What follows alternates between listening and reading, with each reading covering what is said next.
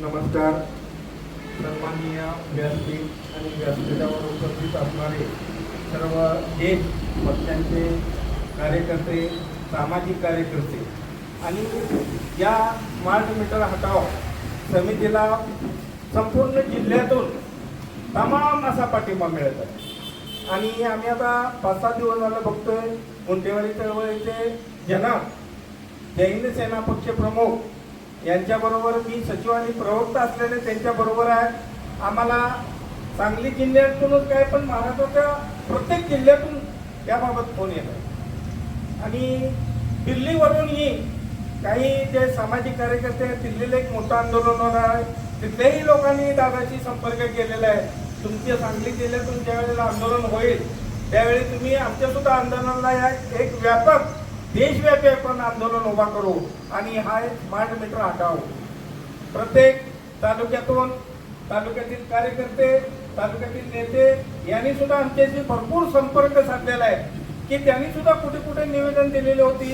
काही गावखेड्यातल्या महिलांनी, ग्रामस्थांनी काही तक्रारी केल्या होत्या. त्या तक्रारीची सुद्धा अद्याप दखल घेतलेली नाही. आणि हा सरकारने दिशाभूल करून लोकांवरती, ग्राहकावरती केलेला हा डाव आहे. शेतकरी सध्या अहवालदिल झालेला आहे.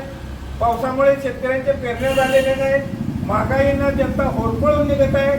प्रत्येक ठिकाणी जनतेच्या खिशाला कत्री लावायची आणि आपण पुढारी पण भोगायचं, सत्ता भोगायची, हा उपद्व्याप सर्व महाराष्ट्रावर चाललेला आहे. आणि प्रत्येकाने ज्या ज्या वेळेला नेते मंडळी असतील, सत्ताधारी असतील, विरोधी पक्षातील असतील, त्यांनी याबाबत कुठेही आवाज उठवलेला दिसून येत नाही.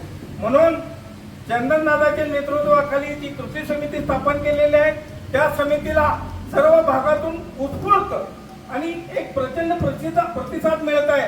कारण एक विश्वासू एक आंदोलन होणार आहे आणि याबाबत लोकांनी खूप विश्वास ठेवलेला आहे. म्हणून आपण आता तालुकावारी सुद्धा मिटिंग घेणार आहोत आणि काही कोणाच्या समस्या असतील किंवा कोणाकडे कोणाच्या तक्रारी असतील त्यांनीही तो खुलेआम मांडाव्यात.